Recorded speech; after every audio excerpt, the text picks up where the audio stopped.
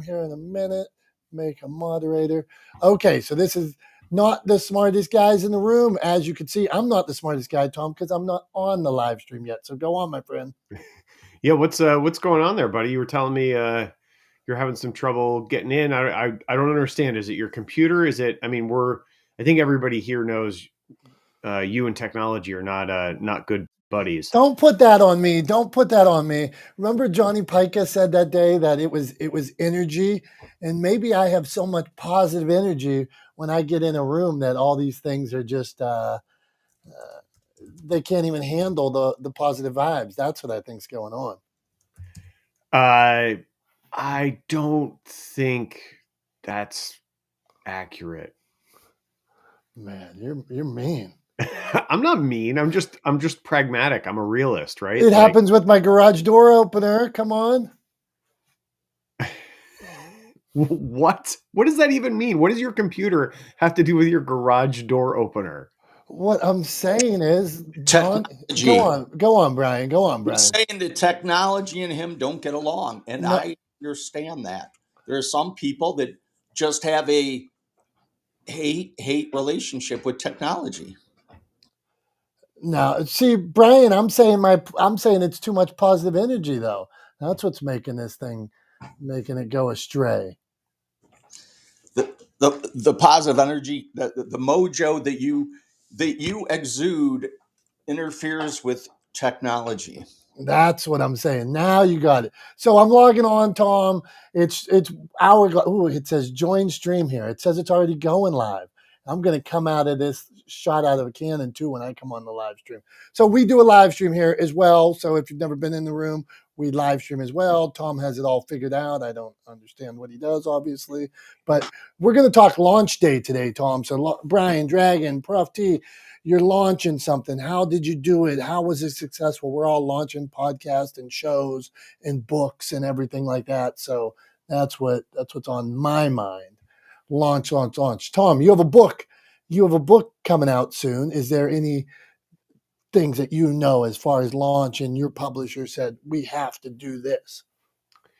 Yeah, I mean, we're doing a bit of a soft launch. I mean, it's not I'm not trying to hit any bestseller list. That's not really the goal behind the book.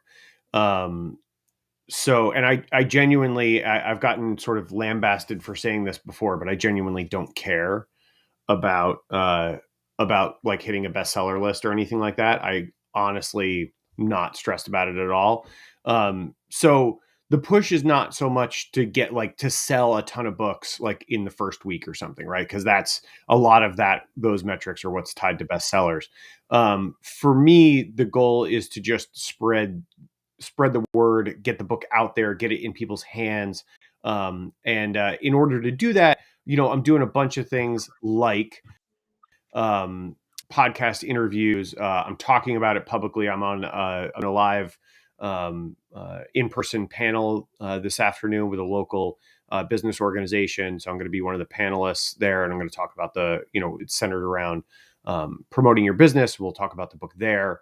I'm doing a book signing. I'm going to do some events coming up in the new year. So yeah, I mean, those kinds of things. But really, I think one of the big things about launch, right, is people get kind of caught up in the weeds, or sort of, they can't see the forest for the trees. And really, I think one of the most important things to launching anything, whether it's a book or a project or an event or whatever the case may be, is just talking about it every chance you get. Right? Like when you get that message, when you're on that message, when you find that drum, beat on it. Because at the end of the day, not everybody in your audience is going to be new every time they hear you tell that story or talk about that event or talk about that thing you're launching, but there will be new people there every time, right? Like today, I know everybody that's in this room, right? We know you guys, we love you guys, we see you guys in here all the time, right? But I guarantee that somewhere live streaming across the internet, as we are right now, right, on Facebook and YouTube and the website formerly known as Twitter and Twitch and LinkedIn, somebody that doesn't know about legendeering is going to see this or hear this And so it'll be new to them, right? So it may not be new to everyone, but it's new to someone. So when you find that message, when you get that message dialed in, when you get that drum in your hands, play it, beat on it. Don't be afraid to continue playing the same beat on the same drum.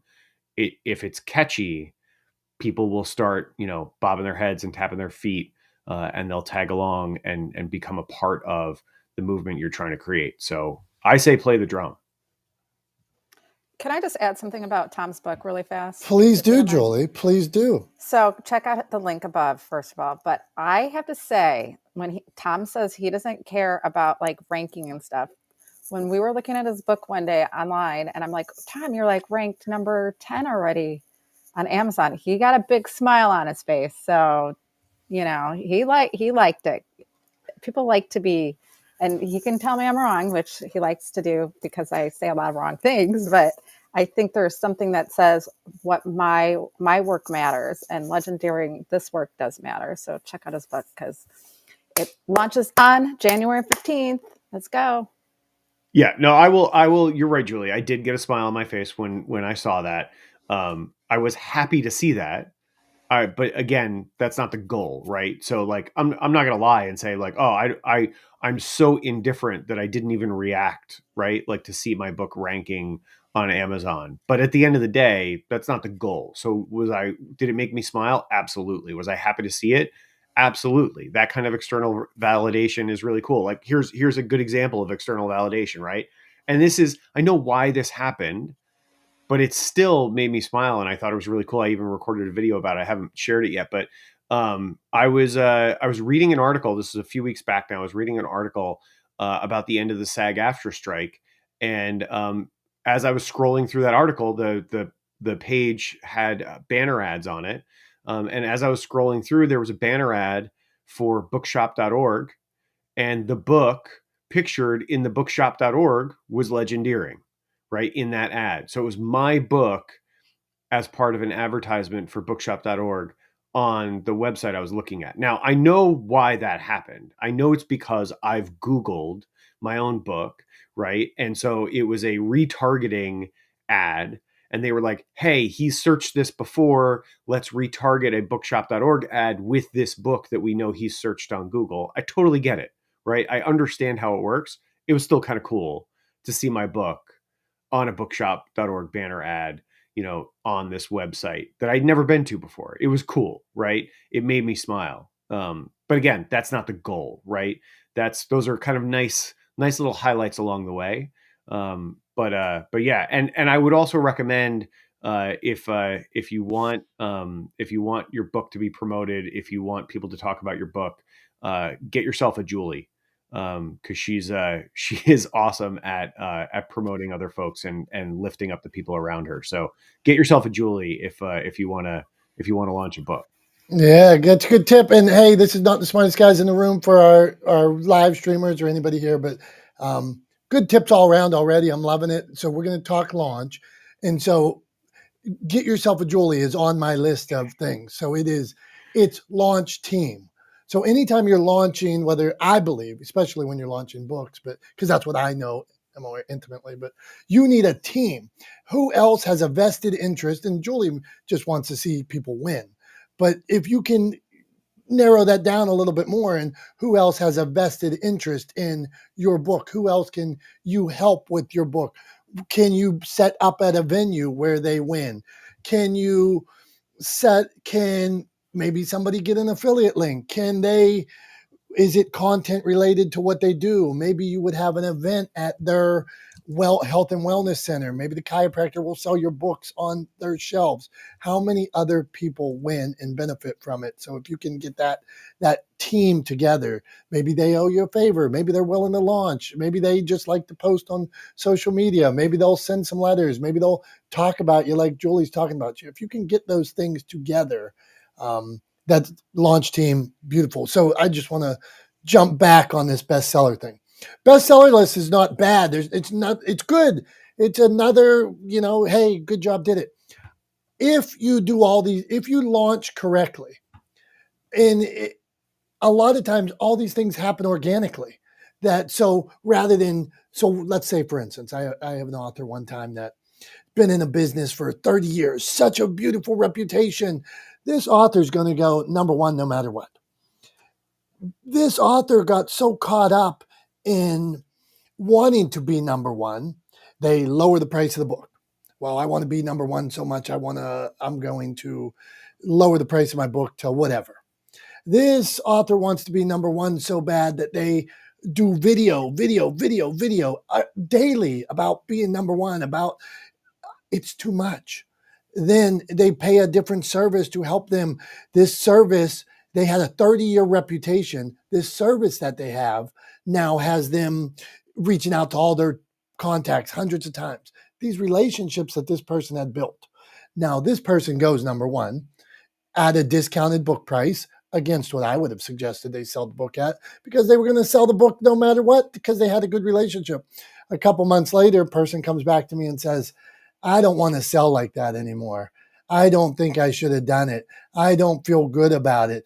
I didn't want to treat my clients like that. They treated my clients in a way. So what I'm saying is, done right, it's going to happen. Now, there are times, let's say in certain categories, I've released books in the day Little Women came back out or something like that. Well, now you're in a category competing against Little Women or some juggernaut. That does happen. So to think that your book is unworthy because you were number two when Little Women or some other book was number one in that category that relaunched, our friend Tony Robbins relaunches whatever. You got bad timing there. So if you want to put yourself in 19 categories and be number one in category 19, okay, well, it's still not bad. All right. I could go on about, we could have a whole another month of rooms about this conversation right here. And you'd be like, oh, man, Dom's boring. So Brian, you launch podcasts, you launch books, you launch radio show, you launch events. Give us a tip.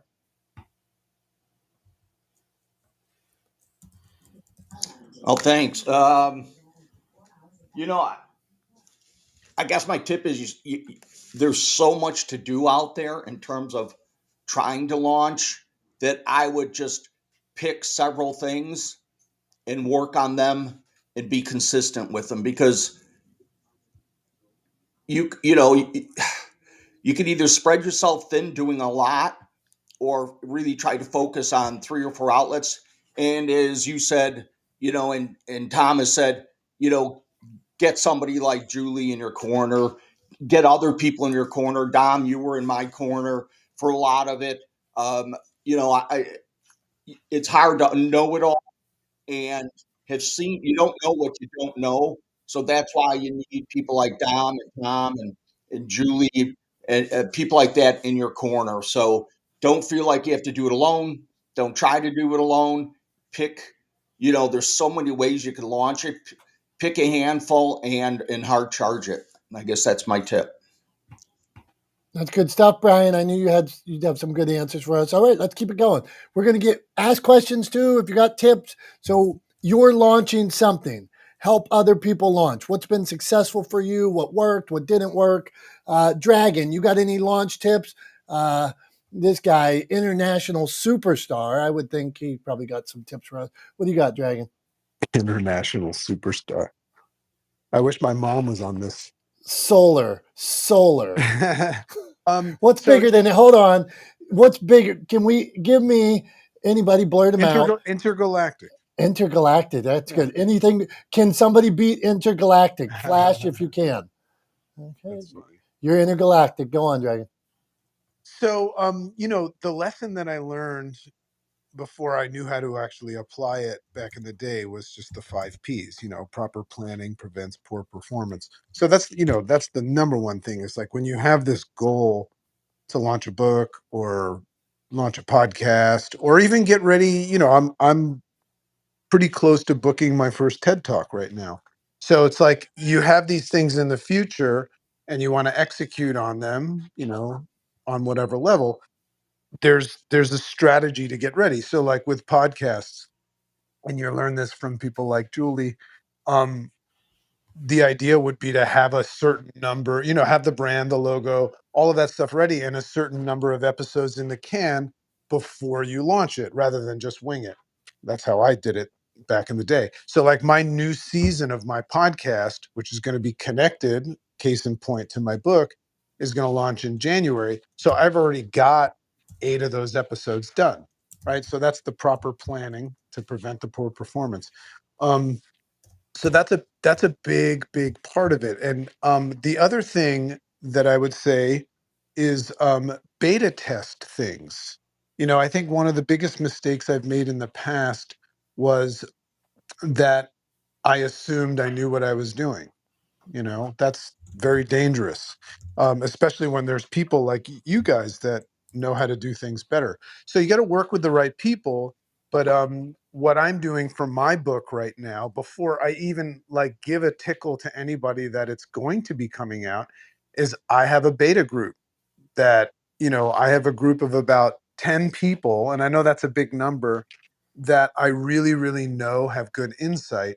And what we're doing is I'm having them read a chapter or 2 a week, and we're actually masterminding on their thoughts. Not to say that whatever they say is what I will make a change, but my book is called Make Sense. I want to know if it makes sense. So that's another way of planning ahead, is actually beta testing things. The last thing I'll say is, a lot of times if I'm going to do something, I'll tease it. I'll go out there and I'll tease the idea and see what the response is. I'll put up a post or something and see if it's interesting to people. So there's so many other things that I'm sure we'll gather from the non-smartest people in the room here. But that's it. It's just, you wake up sometimes and you're motivated and excited and you believe in yourself. That's not a good way to start a business. Take that motivation, excitement, and belief and plan ahead. Good stuff, Dragon. Good stuff. I love this idea of teasing. I love the beta idea. So, what's something the beta group might have come back with? So, we put our idea to the beta group, our own beta group. What's something that they might have come back with that you said, that's interesting? Well, I'm always asking them a question about the chapter. Like I might say, does it flow well? Does it make sense? And I'll get that kind of feedback because that's important. But I'll also let people just tell me, if it was perfect, what would be different about it for you, in your opinion? You know what I mean? Like, what would make it read better? Another question, which is tough for authors to read, to talk about, is what would you get rid of? That's a tough question. Or what do you wish was in it? So, it's amazing if you get a good group of people that kind of represents the population you want to, talk to. And also I've got high level people on there that I'm going to have, do my forward and some testimonials on the books. So, what better way to launch a book than to once again see if people like it? Because I've already learned some amazingly valuable things. Also from Heidi and from Julie that are helping me with the book. I got a Julie, but the fact is that I want this book to read well and help people. So ask people what it is that they think reads well and what they want. Just seems logical. Beautiful, brother. Stick around. We're gonna dig in. We're gonna ask you for some more tips. So don't leave. Prof T, Tom, hold on? Tom, did you want to add something? I'm looking at Tom. He's taking pictures. He's taking pictures. He's sending me what his screen looks like compared to my screen. So Julie told me one day. Julie Loken said, I use my phone. Julie Loken said that there is not a little arrow where you guys can invite people. Is that true for everybody in this room, or is that just because I see a little arrow, but I don't know that you guys see a little arrow where you can like share screen and stuff like that. So, could anybody validate that for me or not validate that? I cannot invite people. I have the share via social medias and copy link. Okay, share via social It's media. only if you're a moderator that it lets you, I think. Okay. Thank you, Stephanie. All right, Prof T, you've launched a bunch of stuff, wildly successful. She's out and about. I'm looking at Prof T's been on a lot of stages lately. I see your pictures, Prof T. So you're launching something. What should we do? How do we be like Prof T? Good morning, everybody. How are you? So good to be here. It's been a minute. I love what Dragon was just saying. I was really enamored in that. I never even thought of that. And I'm thinking that is an amazing idea. I had a couple of questions for him. I will ask, not right now. If I have a moment, I would like to at another time today, because there's a lot of variables there. Do you pay people to do this? Who's going to give up their time to help? What kind of people do you want? My theory is ABC, always be critiquing. ABC, always be critiquing yourself and allow others to critique you. It's only a form of learning. It's okay. So for launching, I would say you got to practice. Sometimes people just come right out of the stall and they haven't taken the proper precautions or gotten the proper information. And I'm just going to speak quickly on speaking, because that seems to be where my business is going, which I love speaking. Didn't used to, was scared to death. My first presentation, I think I showed up and my brain stayed home. I forgot what I was saying. I didn't like what I was talking about. I didn't know my audience well enough, and I just wanted to die. But I got through it, and it taught me a lesson. You need to know your audience. You need to know who you're speaking to and speak to them as if you are them. So that is number one. Know your audience, and also know your material. It's very clear when people are speaking, and it kind of seems like they just kind of threw it all together. It's pretty obvious, unless you're a really seasoned speaker and you can just pull stuff out of your hat. So definitely ABC, always be critiquing yourself and let others critique you. And if you're launching a speaking career, you need to know how to speak. And I have a Julie. I've had a Julie. Thank you, Julie, for all you've done for me, especially with my book. Thank XOXO. you. Go on, Prof T. Go on. Go on and feel free. Let's hear Dragon. We like to hear Dragon. So ask Dragon one of those questions. Okay, so thank you, Julie. Julie really helped me launch my book, and unfortunately, I had some really mishaps, and I had a really bad foundation, and she kind of helped me put me right side up. Um, I took a few hits, but it's okay. So, Dragon, I was just thinking, you know, do I just call my friends and ask them to? I mean, most of my friends have my book, but I never even thought about doing that. Do you pay people? It's such an interesting question. And I think, once again, using rational approach and a logical approach, it might not be a good idea to ask a friend, because then there's the friend component of it. They might lean towards telling you you're amazing, like we tell our kids even when they fuck up, um, or they might be too critical. So I think what's important before you identify where these people are would be to create the avatar of who you're trying to reach. Like, let's say it's, personal growth minded people, that seek, personal growth. You could look at your friends and family and see who one of those people, might be. But what I do is I choose a diverse group of people, from the highly critical, like overly critical, on up to the person that will probably tell me that I'm a blessing from God. So diversity is important. But what I've done, so I've created, and I advertise this, I've created a community, and I call it the Make Sense Academy. So I have a community of people that actually pay me to be in my community. It's a very small fee, so it's ironic. You just made me realize that I have people paying me to be in the beta test. Um, And the reason why I chose that group of people is these people really know me and know my work. So I do want their opinion, right? But then I have to step outside of that as well and take the risk of, asking the highly critical person, just to get a true beta test. And Heidi, I don't know if she's comes to these, but she's somebody that's working with me, thanks to Julie as well. We're part of the Creative Con crew. Heidi gave me some great insight that when you're doing a beta test, and by the way, you can beta test your podcast too before you launch it, right? You can let people listen.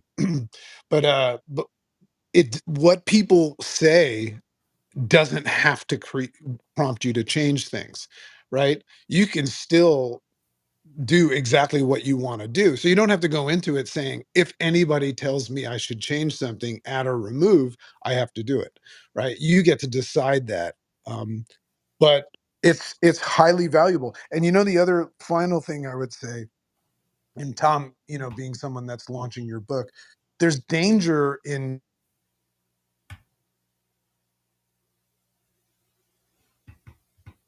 We laugh to herself right now, because if it was my say, my book would be like 3,000 pages long. But at the same time, what I'm noticing is, from the beta test and the critiques, it's helping me go through the book again that one last time and either remove or tweak some things, and I feel so much better about them. And had I not done the beta test, I wouldn't even have thought of doing those things. So the value of having outside people look at your work that came from your brain, it's amazing. It's actually so far the most fun part of the whole book, because it's the first time I'm interacting with people about it, and it's being well received. So if anyone here, Dragon, if you think anyone here would like to pay me to read my book and critique me, please, Dragon, let me know. Well, if you want to do that, Prof T, I'll tell you how to do it. I would love. Don't lead with that. Create, what I created. All these people used to ask me for coaching, and that's expensive, and most people can't afford to coach one-on-one with me. So my idea was, I created high value for a very low. It's $24 a month to mentor with me, but in a group setting. So I created this a while ago, and everybody's jumping on that because the value is so far beyond the $24. But and this is the law of reciprocation, everybody, there are people in this room, that I highly respect. Like, just to name a few: John, Dominic, Tom, Jules, that could call me up and say, "Hey, Dragon, I need a favor." And I would do it, regardless of what it was. Why? Because I'm trying to settle the law of reciprocity. So if you do want people to pay you to do something like that, then create content and services that far surpass their commitment of finances and time. And you'll be in a situation where you can ask them for favors, and they will do it to settle the balance. So yeah, anybody could have a group of people that pay you to help you if you're delivering way more value than they're giving you back. You understand? So yeah, it sounds funny, but it sounds like a great idea too. Prof T, I like it. Dragon, good stuff, Prof T. I get a lot of people to read books of mine and read screenplays of mine, and I will just ask them, the people that want, like Dragon saying, you have this certain community. Some people are looking at it; they love to look at it, and you kind of learn who those people are. And I never expect anything from anybody. If you can't do it, you don't have to do it. If somebody starts expressing more interest, well, then those are the kind of people that I reach out to and say, hey, I know you don't have to do this, but you said you were interested. So here it is. Please, take a look at it, see what you think. And they might say, oh, this. And Dragon, one thing that you said I appreciate is like, you can't take it hard what these people say. You get all these people around you, and some people are straight shooters, some people are lovey-dovey. They're gonna, everything Dragon does, they're gonna be like, it's the most amazing thing of all time. Well, I like to surround myself with people, like even my son. My son is a person that will give you, he never lies, but he gives you his truth. His truth may not always be the the truth. His truth is from his perspective, what he thinks. And so I know when I ask him a question, I'm getting that response. It's not, Dom, this is dad, this is the greatest thing of all time. It is, hey, from my side, here's what I'm thinking. So, all right, Tom, we got to move it on. We got to get to Stephanie, Julie. What's next? I was just gonna say, I had a bunch of people read Legendeering while we were in the editing phase. Like once we completed the manuscript, while we were doing all of that work before we got to the final stage, before we went to go to print. And I have to recommend, if you have a sibling who is, a voracious reader or a good person for this. My older sister is a voracious reader, and also very, very detail oriented. And so I asked her, amongst a whole host of other people, including one who's a senior editor at a large publishing house, an old friend of mine, to read my book and give me feedback before we went to the final stage of things before going to print. But yeah, your siblings won't hold back. So if you can trust anybody to give you, clear criticism, I think, I trusted my sister, and she came through. She had some really good notes, and I definitely made changes based on her feedback. So, I would recommend that. I definitely endorse the idea of asking some friends and family to help you out and read your work, and give you honest, unadulterated feedback. Don't send it to fans. Do it to people who actually really know you, that you can trust that they'll be honest with you, right? Fans are just going to blow smoke up your skirt, right? But family members and friends will be honest, to a fault sometimes a little too honest. But they'll be honest. So make sure you're asking for feedback from people who you can trust will be truthful with you, and not just say what you want to hear. Yeah. And I think, Tom, when you're, well, I'm going to go with the book writing, when you're putting yourself out there in whatever, starting to share your story, a lot of times it's important to know what your family thinks about it. Some people are putting out, whether racy fiction or some nonfiction, where they talk about things that their family went through, and they're exposing their entire family. You like my son's truth. You remember things the way you remember it. Maybe somebody else remembers it differently. So you have to, it's good to get that kind of feedback. I just went through this with somebody that they had some trauma early in their life. And when they told their story about the trauma, this actually happens a lot, but this just recently, and the author is hurt by some of the feedback that people are saying, like, because the family maybe feels like they should have seen some of these things, and now looking back at it, it's putting a pause on that launch of the story, because they aren't comfortable. So, like Dragon said, tease the process, tease the project. That's, you can tease your story as well, and maybe some of these things would have been addressed prior. Okay, now, because I don't, my wife says I have ADD. You guys might think I do. But Tom, you said blowing smoke up a skirt. So what is this, like a Marilyn Monroe thing, or what? How is blowing smoke up a skirt a good thing? What does this mean? I don't know the etymology of the phrase. I don't even know if I said it right. For all I know, I used the phrase wrong. I'm gonna look it up real quick. Please. Yeah. I mean, I'm thinking, well, Marilyn Monroe walked across that thing, but how was blowing smoke up? Like, is it like, I could see maybe if you were some kind of person that indulged in recreational drugs, and somebody was blowing smoke in your face, maybe that's the reason for it, but not up the skirt. So find that out if we're moving on. So it's apparently it's a nicer version of blowing smoke up someone's rear end. Yep.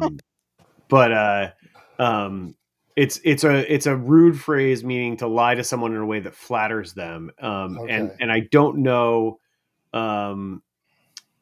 supposedly it was like it had something to do with this idea that the best way to revive drowning victims was to warm them, and so they would blow like warm air on them. I don't know. That's what I'm finding in a quick internet search, but yeah, it basically I did use it correctly. It's a flattering lie. Is essentially what it is, but I don't know the full etymology of the term. It's a weird one. It is okay. All right, let's move on. We got to talk to Stephanie Lopez. Gotta spread the love. I'm reading. This is her bio here. Gotta spread the love. Random acts of kindness. The little things are the big things. Yeah. Scissor sharpening repair. My barber should find you. He's always complaining about the cost. Okay. Build people up. I agree. Okay, Stephanie, we're talking about launches. If you have a question, ask a question, or if you've had some success, go on. Hey guys, no questions. Hearing everybody and learning from everybody. Thank you. Hey, well, okay, then just give us I read the bio, so just throw us out a line of something you're up to. Well, right now I'm sharpening a pair of scissors. So let me speak if you can hear the noise in the background. All right, well, you do you. Okay, keep up the good work then, and keep listening. We appreciate you. All right, we are going to keep this thing rolling. I see a Legendeering link up there. Get yourself a copy of Legendeering. I see the title. Live, not the smartest guys in the room there. Tom's looking at me. I see Tom right there. So, Tom, we are going to Dr. Tachi, but I haven't read a Dr. Tachi bio in a while, and I am all things media, tech, and pop culture. Founder and producer, Indie Soup Media, a content network and full-service production hub. Host of Mediascope. I watch Mediascope. All right, let's go. Dr. Tachi, give us a tip or ask this esteemed panel a question. Go on. Good morning, everyone. Good to be here, as per usual. Good morning, Dom and Tom. So we were talking about launching, tips for launching, correct? You nailed it. Go on. You got shows. You got a whole bunch of stuff. Networks. You're launching it all. Yeah. So number one, it's start where you are. Just do it. It doesn't matter if it's a little janky at first, because if you never launch, you never, think about.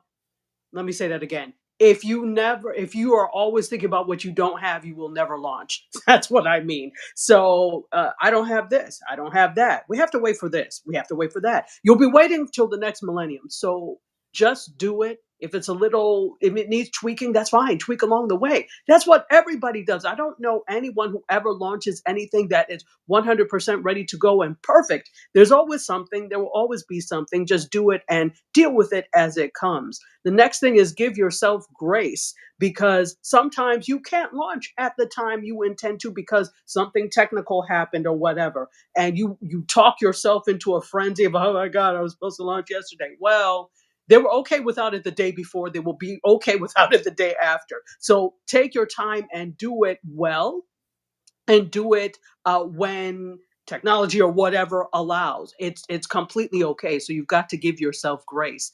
Number three. I'm hoping this is the case, but if you have not, talk to other people who have done what you are doing and ask how they did it. Now, that doesn't mean that's exactly going to be your path, but it's helpful to have a start of a blueprint rather than nothing. You take what works for you and you throw away, or put to the side what does not work for you. So those are three things that I would say when you're looking to launch. Oh, but let me do a pre thing too. Sometimes we launch without doing the proper research because we think this is what people want, and it's really not what they want. It's what you the hell want. That's what you want. Did you ask people? It kind of reminds me of like whenever people are going to different places because they're donating, like different countries, maybe different countries in Africa or Asia. They're like, oh, well, we're sending computers. Did you ask them if that's what they need? No, that's what you want to give them. So rather than giving people what you want to give them, which is important in the equation because you have to want to do it, you need to find out what they want and need and desire. Okay, now I'm done. I think that's a great point, Dr. Tachi. It actually makes me think of, there was some blowback on, some companies like Tom's Shoes, for example, right, was one, and they've stopped doing what they were doing in terms of like the buy one, donate one methodology or give back that was kind of part of their company ethos. Everybody in the West really like bought into it and loved the idea of it.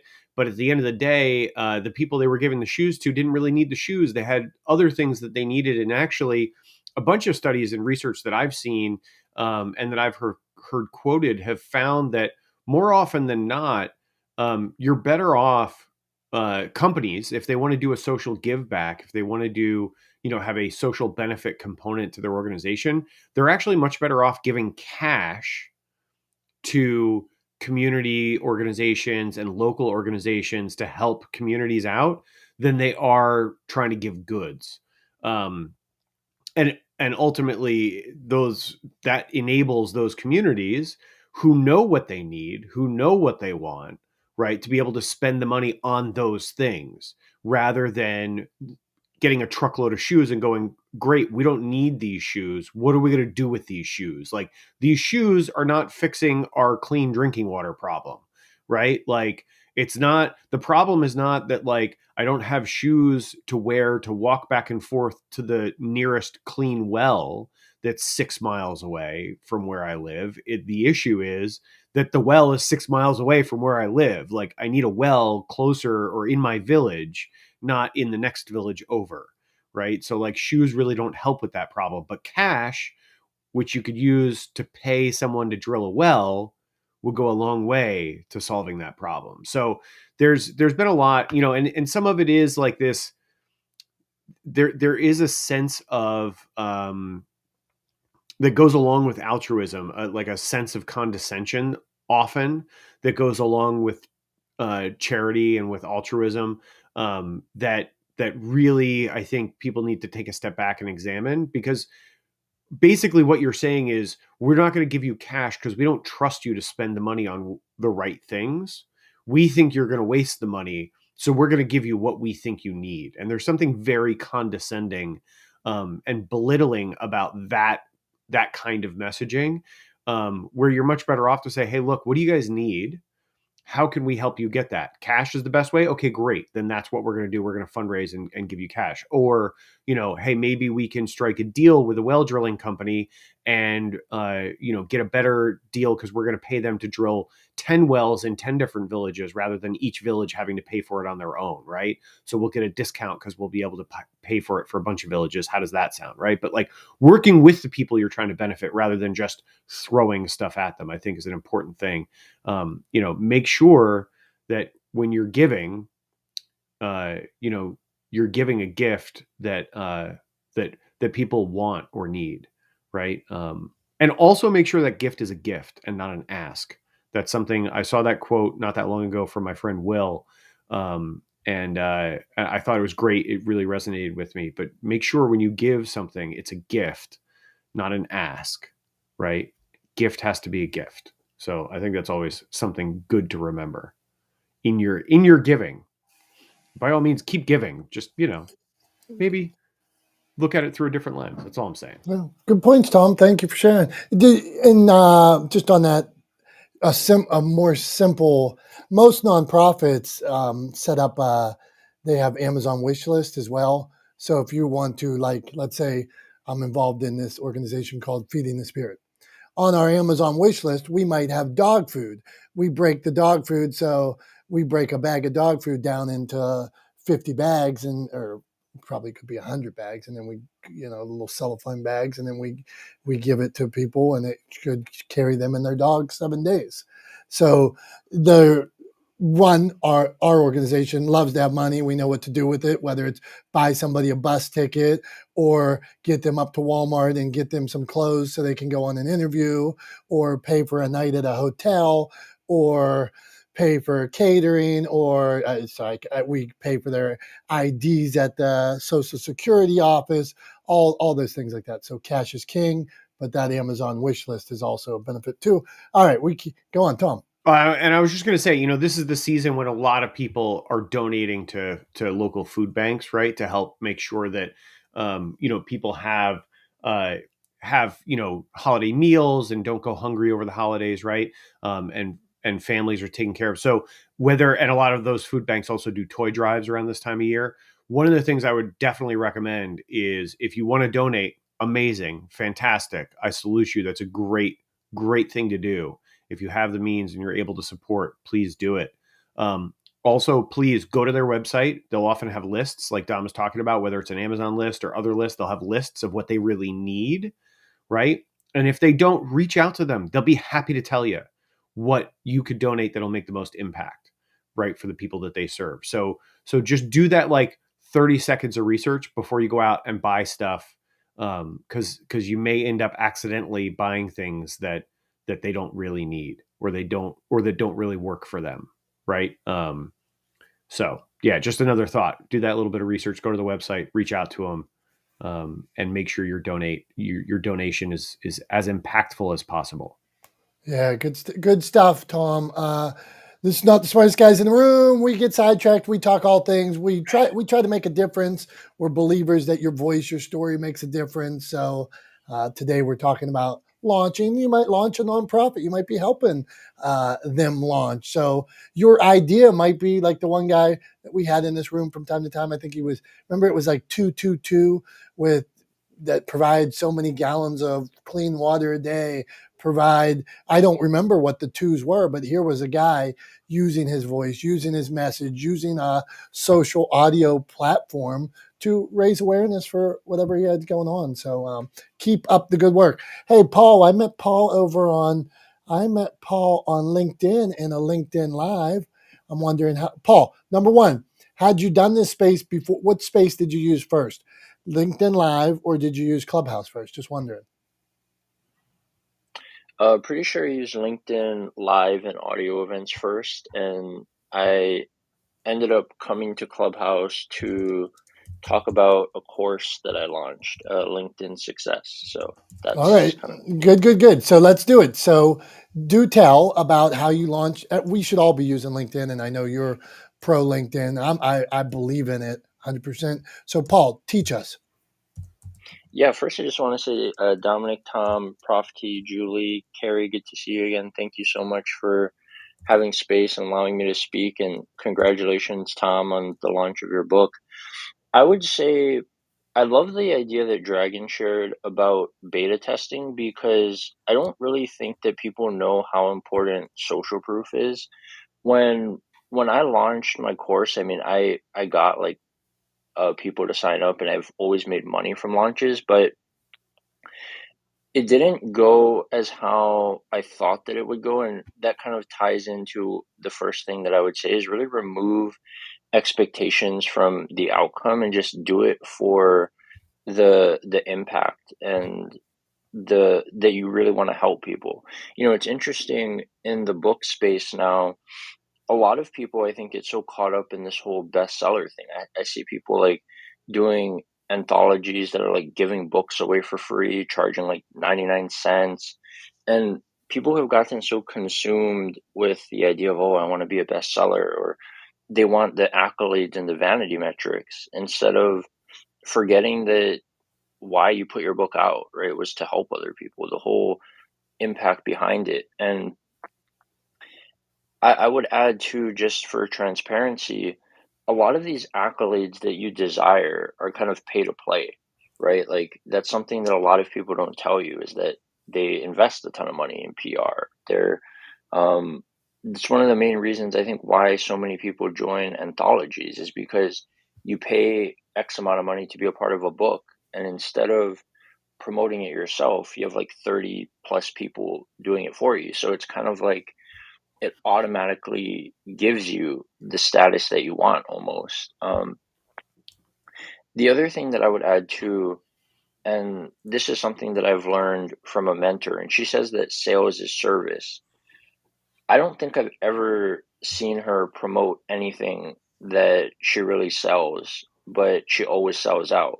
And it there's something to be said about leading with value and service, right? Like, I look at a lot of the things that I've done, and I've always made sure to give people before I asked. And I feel like that is something that I see on LinkedIn, where people are just tagging people because they want reach and impressions. But if you don't do it intentionally, you can actually ruin the performance of either the content or what you're trying to do. And then the last thing that I would share is video is so powerful. I almost do like exclusively like video content now, because when you're trying to connect with people, I feel like there's no other better avenue to do that, because people can see through like your eyes, your tone, all these type of things. They can tell whether or not you're genuine and you mean the things that you say. And yeah, that's what I would add. And thank you for allowing me to speak. Thank you, brother. Good tips all around. We appreciate you, and just clap if you're on LinkedIn, if you don't mind. How many are you? Are you at? Okay, one. We got Dragon. I see Dragon. I see Billy. Okay. We're streaming on LinkedIn right now, Tom. Hey, so you are on LinkedIn, and you can't stop it. Okay. Hey, Leslie, Iona, Trish, Phil, if you want to come on up. Okay, we are cruising along here.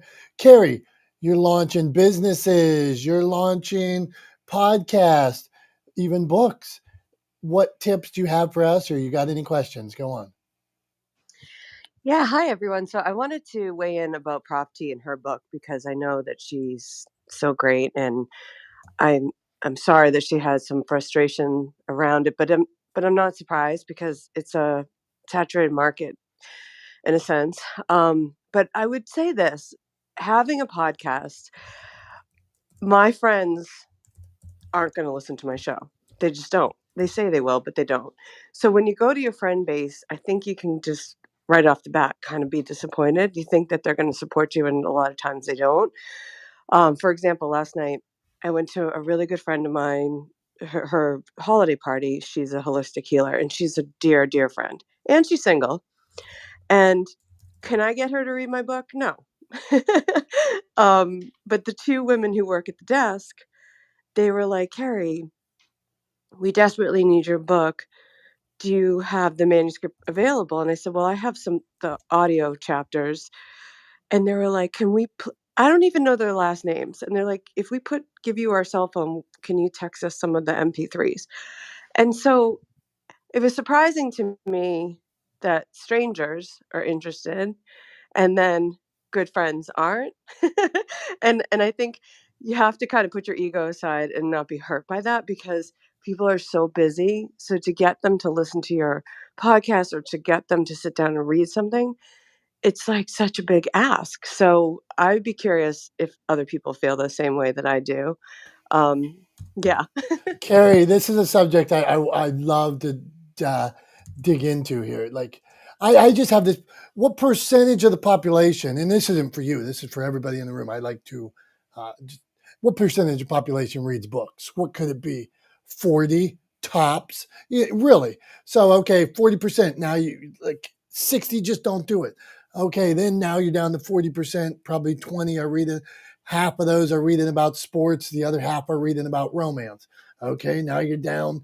The numbers whittle away so quickly, like even for like the podcast. Okay, what percentage even have the availability to listen to podcasts? Because maybe they work in the factory and can't listen to podcasts. Maybe they have their kids around and they can't get, their kids are controlling the radio or the computer, whatever it is. So I think sometimes that we take it too hard when the possibility, sure, I get it, man. Like, I remember even like having a restaurant, I would think, oh, I wish my family would show up. They all say they want to come.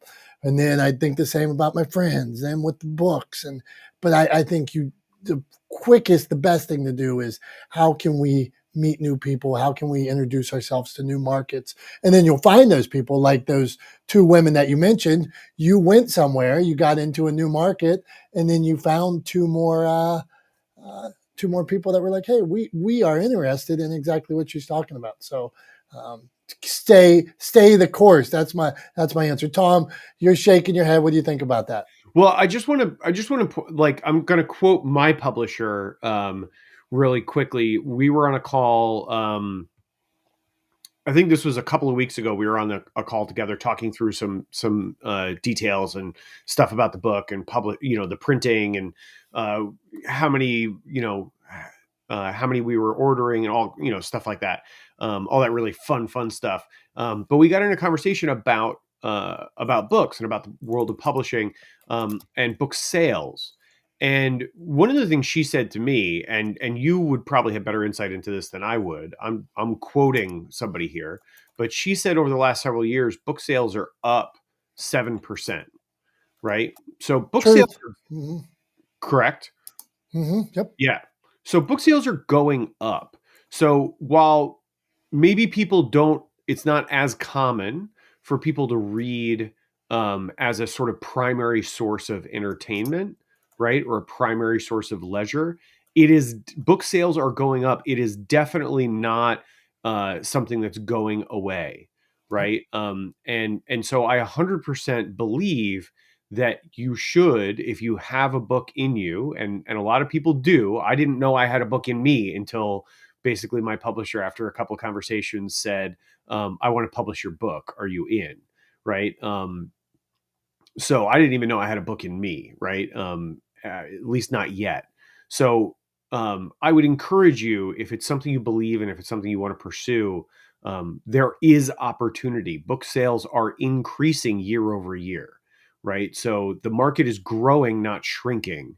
So I just want to be clear that there is opportunity out there, but get good people on your side. Just like anything else, I think the sort of self-publishing world got overrun by a lot of sort of predatory people who were looking to essentially just take your cash and give you something not very worthwhile in return, right? There's a lot of sort of bad advice and bad actors in the self-publishing world, just like there are in any industry, right? So make sure you surround yourself with good people that are going to give you good advice and steer you in a good direction, right? That's incredibly important.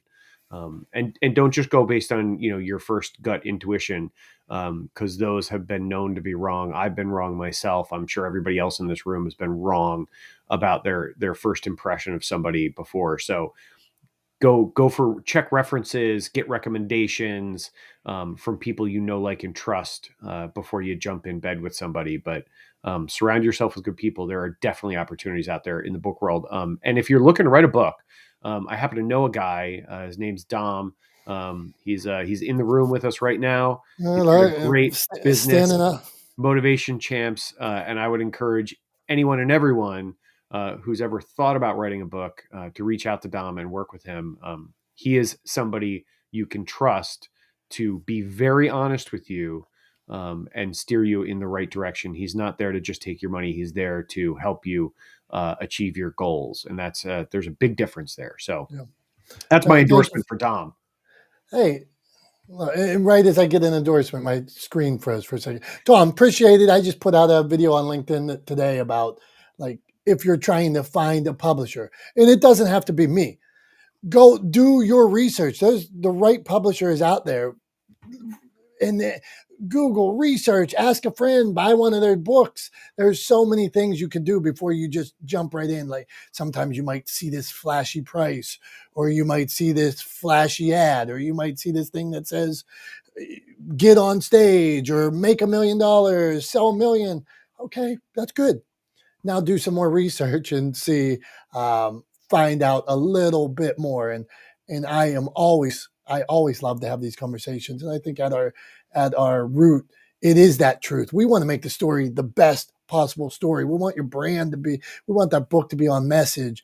And sometimes it takes tough love, or it takes asking the hard questions. It takes sitting down and picking a little bit to find out, here's what's going on. Hey, Carrie, did those answer any questions or not? Or any follow-up thoughts? I don't want to just rant and then move on, but go on. I liked hearing that the book industry is growing, and Prof T is really good at networking, and it had me thinking that, look, I moved 2 books last night by going to support a friend at a holiday party, and my boyfriend was like, "Don't just give them the audio." I'm like, "You know what? They need the information, and give it to a woman. A woman's going to tell 10 friends." So you got to get people interested, and I don't mind giving something away if it's going to help somebody and lead to 10 more sales. So it just got me thinking about the networking piece. So thanks so much. Network to success. Go on, Tom. Yeah, I just want to say one other thing too while we're on the subject, talking about, kind of multimedia approaches to things, right? If you've got a book and you're publishing a book, one place where I would recommend you spend some money is to turn that book into an audiobook, right? Spend a little bit of money, turn it into an audiobook. Per copy, right? The audiobooks are less expensive than the print version of the book, but you can sell a lot more of them. And the reason I would suggest spending some money is you're much more likely to get recommendations if you hire a professional to read the book for you, right? You're much more likely for people to enjoy it and get recommendations and have it shared with other people if you have somebody who knows what they're doing read the book. Most people are not good at reading out loud. And all I would do is have all of you think back to when you were in middle school and you were all reading the same book in English class. Maybe it was like, or high school, maybe it was Romeo and Juliet, right? Let's go to that, because that's probably one that, like, I feel like most people have read at some point in their educational career, right? Probably early in high school, or in high school, you read Romeo and Juliet in English class, right? And you went around the room and the teacher asked everybody to read a stanza, right? Or read a page in Romeo and Juliet. How many people in that room did a really good job reading out loud, right? Almost none of them. And often even the teacher wasn't very good at it, right? So just think about that. It's a practiced skill. If it's not a skill that you have developed, right, then you should hire a professional to do it. It will make a dramatic difference. If you're not good at reading out loud, people will just stop listening to your audiobook.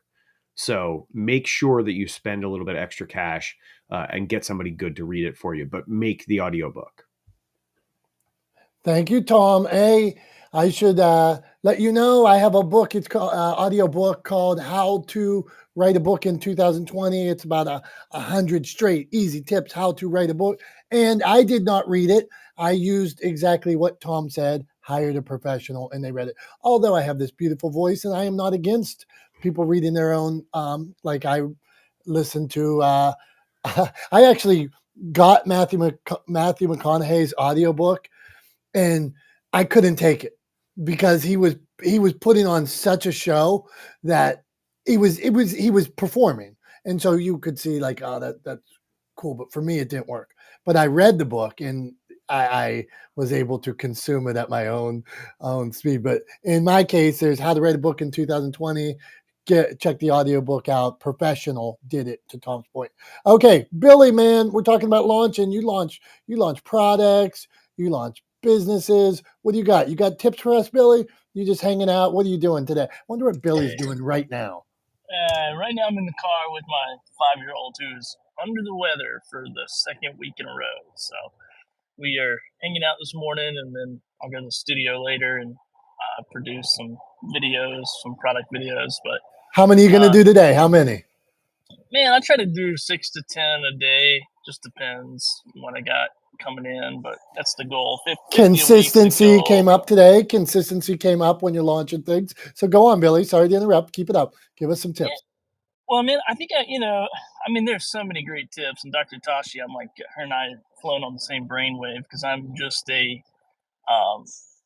take off first and then figuring it out as I go. So I build the plane on the way down. That's my approach to every business, because and everybody's situation is a little bit different, right? It depends on your resource pool and all that stuff. So if you're starting off cash heavy startup, whatever investor. It depends on the product and the industry.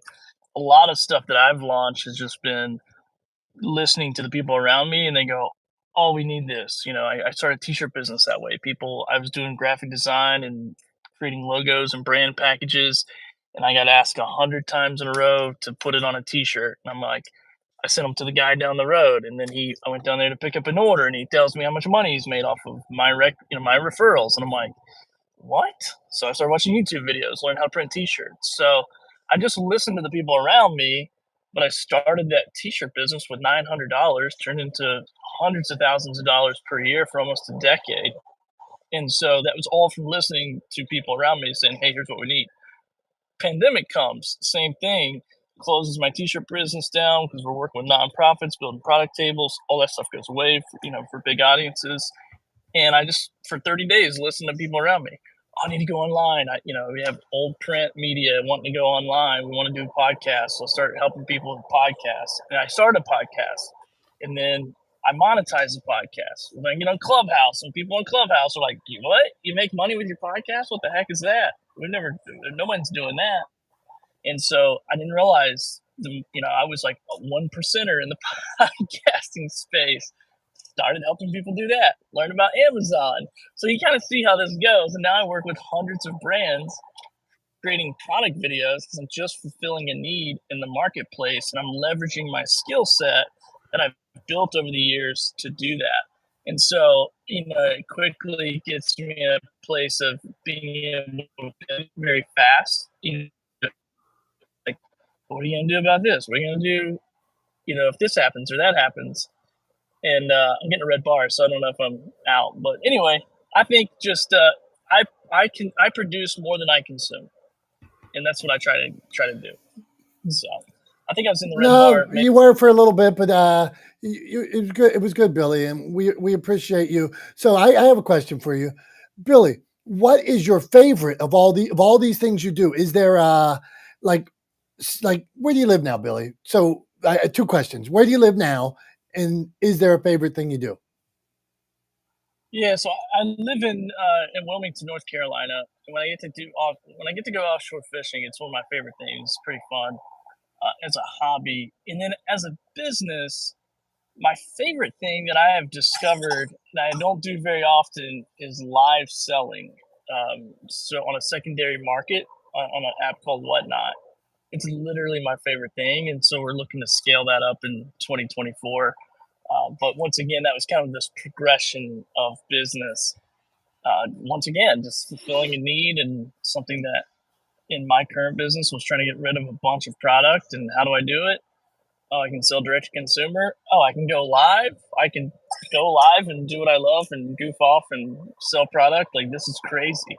So yeah, that's me in a nutshell. And we'll see what the future holds. But right now, it's a lot of fun. Billy, man, thanks, brother. We appreciate you, and I always follow what Billy's up to. I can see he's cutting edge on things. So if you're looking for a good model to follow, then I would check out what Billy's got going on. And I was asking because I know Billy's into a lot of things, and I wonder if it ever is a means to an end, or if he's always, like, I wondered about the fishing. I know he likes to fish. Is it all so he has more time fishing, or is some of the stuff that he really enjoys and he wants to be able to do them both? So we'll continue. Tom, what's going on over there? You're in, you're out. We're both in and out. So we are not the smartest guys in the room, and I want to tell you, if you're live streaming today, I feel I went on and off like 50 times. Tom went on and off. I was on the live stream late. So I will say shit happens. But one of the things that to our live, not the smartest guys in the room, or any production, anything that you're doing, I have a belief: the show must go on. Every day, the show goes on. No matter how you feel, no matter what side of the bed you woke up, your brand, your message, the show must go on. So even though we got all kinds of weird shit going on, the show continues. So go on, Tom. Yeah, no, absolutely. The show definitely must go on. And look, we're doing this for a while. We're on a live stream, kind of tied to our desks, and every once in a while, you have to get up, occasionally nature calls, and you have to answer that call. So that's all it was. I just stepped away for a minute, and then I thought, and when I do that, right, like if I have to step away for any reason, or if Dom does, we sort of take ourselves out of the live stream so that we're not live streaming an empty seat, right? Because there's no reason to do that. But I thought I had clicked the button to put myself back in the live stream, and I had not. So Dom was messaging me on the back channel like, everything okay? And I was like, oh, oops, I thought I was back in. So yeah, that was the reason for the extended absence if you were watching the live stream. But I was here listening. I heard the vast majority of what Billy was talking about by the time I got back to my desk. So yeah, I just forgot to click the button. Sometimes that happens, right? There's so many buttons I have to click. I showed Dom a picture of my desk, right? And tell everybody if this is accurate, Dom. I sent you that picture. I had a friend of mine. I showed him what my desk looks like, and he texted me back, and the first thing he said was, "What are you doing over there? Launching a space shuttle?" And because I have quite the setup on my desk. I've got 5 monitors, and it looks like mission control in here. And so yeah, that was his reaction. So there's lots of buttons I have to press, lots of things to keep track of, and I just forgot to click one for a couple of minutes. So that's what happened. Thank you, Tom. And one day our buddy Jason, you're gonna help him walk through just to set up a couple more things so he can live stream like that. So I'm asking for the favor. All right, so let's go on. We got our Creative Con. Creative Con. There's Julie and Creative Con. Creative Con. Hit the link. Make sure you go. Make sure you attend. Make sure you check it out. We're gonna have network. We're gonna have community building. We're gonna have publishers, podcasters, public speakers, people in production, promotions. It's going to be a 2-day event in Chicago. We are going to blow the roof off of it, and you're going to leave thinking, I can do this. You're going to be able to do it, and you're going to take your brand, your message to the next level. Speaking of which, Julie Loken, I don't know. I saw Julie here, then she left, then she's back, but she said, I think she thinks we kicked her off. We would never kick Julie off.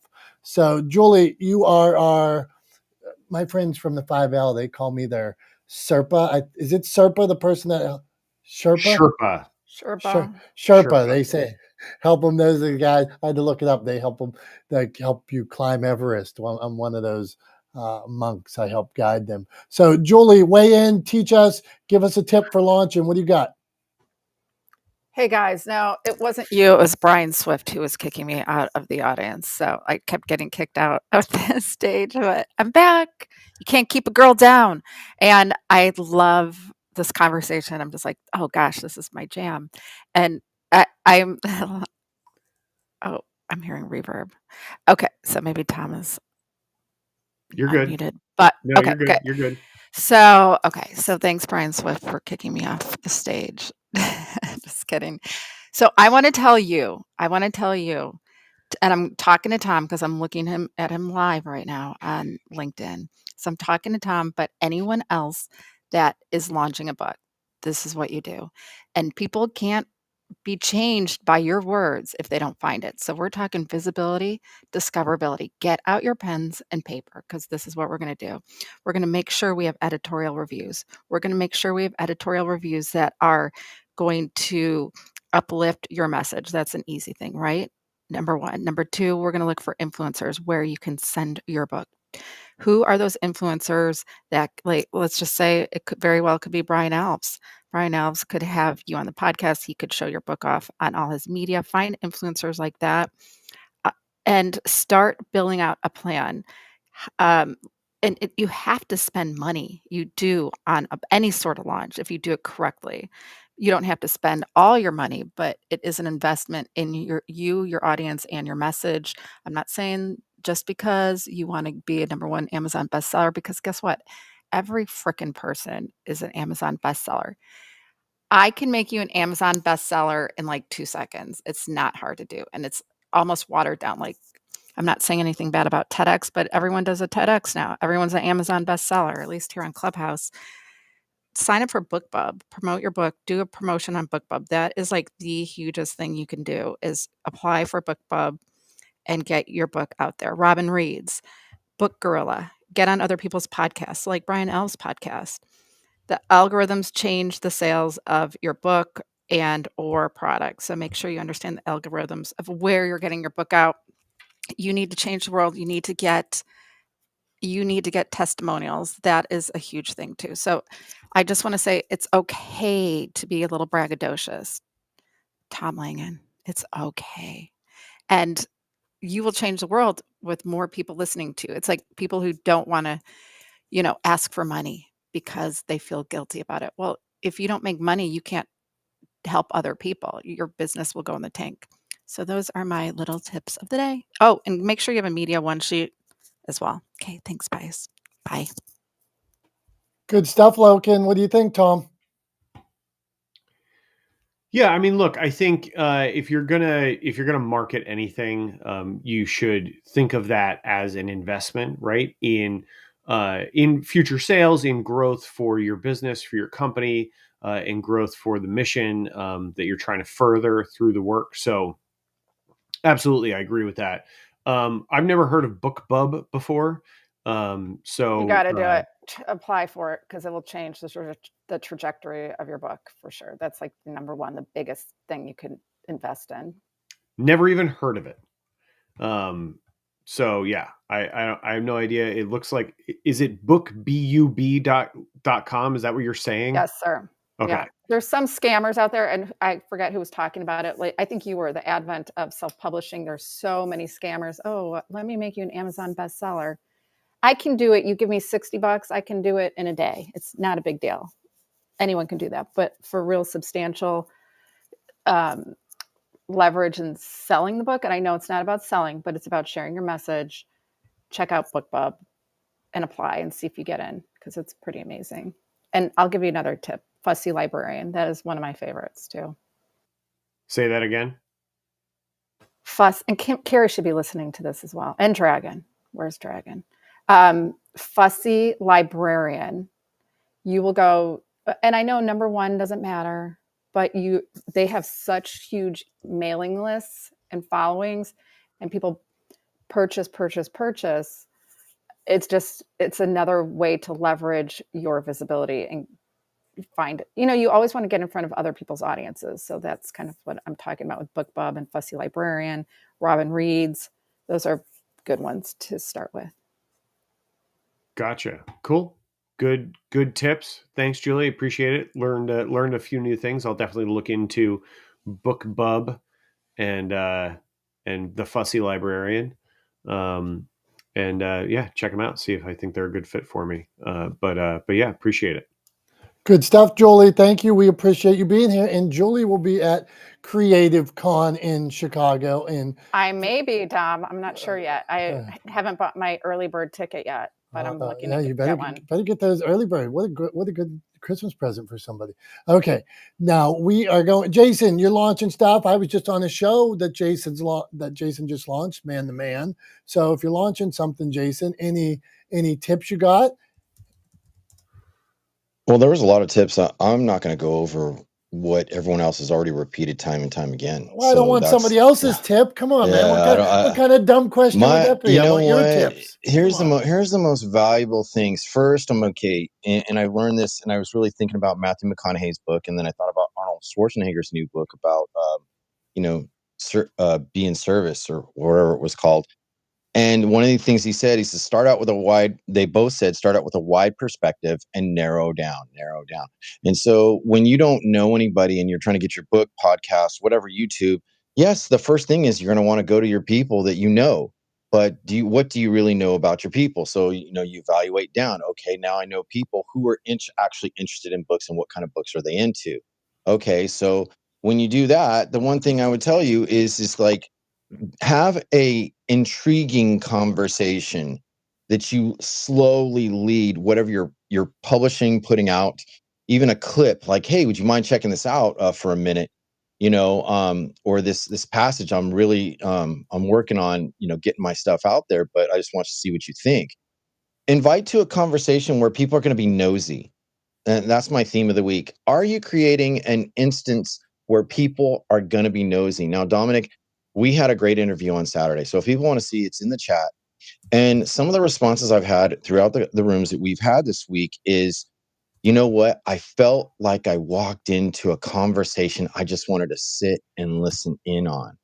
Like I'm kind of like the peeping Tom. No offense, Tom, but or I'm the guy that's like I'm just walking by and wait, what's going on here? And the responses that I've gotten for about at least 6 people that I know that actually went and watched the whole episode, they literally said, I could identify with that. I started in not on the beginning, but a middle or a part. And then I went back and I listened to the whole thing after you gave me a link. And so all I did was create a conversation that where people are going to be curious. So, and where I got that from is how to influence how to influence people and make friends by Dale Carnegie. I'm forgetting the exact title, but It's the best. How to win friends and influence people. That's right. And he says in, I think, chapter 2 or 3, he says, spark people's interests, to invite them to come in. So you find, like, first you're familiar, like that wide perspective, your friends know who your big mouths are. That's the number one influencers on anything. Know who your big mouths are, and then narrow down.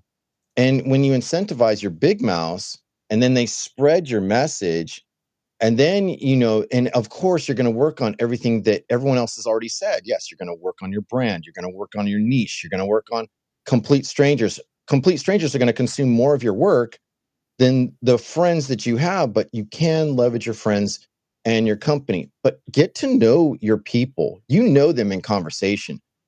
But do you ever ask, if you're a writer, what are the things as a writer I need to know about my circle of friends? Are they just writers themselves? Are they a mix of people? Evaluate your company and then look at their strengths and find the big mouth, talk to them, be behind them, work with them, then work out. And it's a multi-strategy pathway, because you've got to work on the business side, like Julie and everyone else would say. You got to work on the personal side, the how you're relatable and reachable. And then the most important thing, that if you can't list your podcast, your book by, essential key terms, like if you put like special characters, you're not searchable. I do a podcast review on Thursdays. And the number one problem with many of the podcasters out there, the hobbyists, the beginners, and even some of the advanced, I can't find you because either your terms of your show or the title of your show is so genericized, you're lost in the weeds. So you've got to make something stand out when it comes to how it's published. And you've got to look and understand those keywords, and the phrase that you use is going to produce results to you. So that's really the sum and package I can give to you. So yeah, but if you guys haven't checked it out, the link is in the chat. Dom did a great job, and people really liked. Here's the story they liked about you, Dom. They liked about how you explained how you're a fighter. And if you notice right now, and you're watching his YouTube, and I picked Muhammad Ali's picture, the black and white where he's standing over Sonny Liston, I believe. I picked that to prompt where he started talking about why Motivation Champs, why he's a fighter, and how he stands up for people and believes in people. So that's all I got, and that's where I stand complete. Hey, brother, good tips. I appreciate you. You need to give his show a listen, man to man, jump in Jason's rooms, always a straight shooter, just like he was here. The thing about straight shooters, you don't have to agree with him. Doesn't mean everything he says is absolute fact, but you always know where he's coming from. It's good stuff, and I appreciate you, man. And my live stream, Tom told me to reboot, so I am rebooting. I'm still here, but this is the worst my computer's been. I apologize. I'm depressed. You guys now. are using Restream, right? Yeah, we're using Restream. Tom, I'm depressed now with this. You guys know you can message each other privately, right? While the stream is going, right? We do, man. We talk about you. Oh, okay. We see, man, Jason's pissy today. So, Tom, do your thing and then go. No, I'm to pissing Brian. excellence. Yeah, no, we use Restream. it works. It generally works pretty well. I honestly think the issue is local on Dom's side. I think we should enlist one of his the more technologically savvy one of his kids to take a look at his computer and figure out what he's got going on that is bogging it down and causing it to run like a rusted out Le Car from 1984. Because that's about how smoothly it's running for anybody in. Go ahead, Jason. Tip, you just sparked my trigger. Okay, this is something all streamers need to do before you go live stream. Go check your bandwidth before you go live. Find your internet provider and look at the speed that you have on your connection. Because if you don't, you're going to have glitches. So if the signal is weak, if you're not plugged in by an Ethernet from however you're producing, and you're just tethering off a Wi-Fi, that could be a major reason for your drag. So check your bandwidth. It's one of the number one tips for live streamers through YouTube they recommend. So look up the best connection speed tips for live streaming in YouTube. And there's a lot of guys who talk about it. So check your speed of your internet in your device because your Wi-Fi could be weak. That's my tip for every streamer. Yeah, no, that's not the problem. It's a computer issue, it's actually the computer itself, not the connection. Believe me, we've had that conversation and I would go one step further than what you're saying, Jason. I would tell everybody listening, don't ever live stream via Wi-Fi. Always, you should, if you're live streaming, if you're broadcasting, if you have any hope of making sure that whatever you're putting out is as lag-free and as clean as possible, do it via a hard line, period, end of story. Just do not ever trust Wi-Fi for something as important as a consistent signal for live streaming. But yeah, it's not. Believe me, we've Dom and I have had that conversation. He's got a wire strung crazily through his house to make sure he's got Ethernet running to that computer. It's not the internet connection. It's the computer itself. It's like a diesel, man. How often do you guys? And I'm rebooting. We got to get to Brian, Dave, Amanda, and Jamie. How often do you actually turn off your computer? Let me go on. Yeah, hey, restart it every time before you go live. Yeah, I reboot my computer every day. Chrome every day. Yeah. Okay, so at the end of the day, every day. Is that normal? That is like at the end of the day, do all of you flash if you turn off your computers every day? It's normal if you want your computer to work. Well, see, I got about 20 things open, and then I like to go back to them the next day. So That's the problem, dude. Too many tabs. If it's Chrome, it's just eating up all of your bandwidth on your computer, man. Chrome is horrible. And it stops you from getting hacked too. Don't forget that. Shut down your source. So shut down your hardware because for hackers to get access to you. So shut it down at the end of the day. Dr. Tachi, go on. Yeah, one thing in terms of the tabs, because I was guilty of the tab thing too. Use a Chrome extension called One Tab. It puts everything in one tab, and then it doesn't eat up, because Chrome takes a lot of resources if you're using Chrome. So if you use One Tab, it puts everything in one tab, and you can use those tabs as you need. So you only have one tab open. Okay, I do use Chrome, and I will investigate. And I just keep buying more storage off these guys. Okay, we are going, and if my computer gets back up before you get to the next, hold on, pump the brakes for a second. Come on. I gotta damn. I gotta highlight. I'm lucky something. You're not looking at me. Go. I gotta highlight something. All right, you just said I keep buying more storage from them, and I just want to highlight how well that statement illustrates the fact that you really don't understand how this works, because how many tabs you have open in Chrome has nothing to do with whether or not you're paying for like storage on G Suite, right? The two are completely unrelated. I hear you. But I would think, I just thought in my mind, like when it's telling me almost out of space, I buy more space. That's all.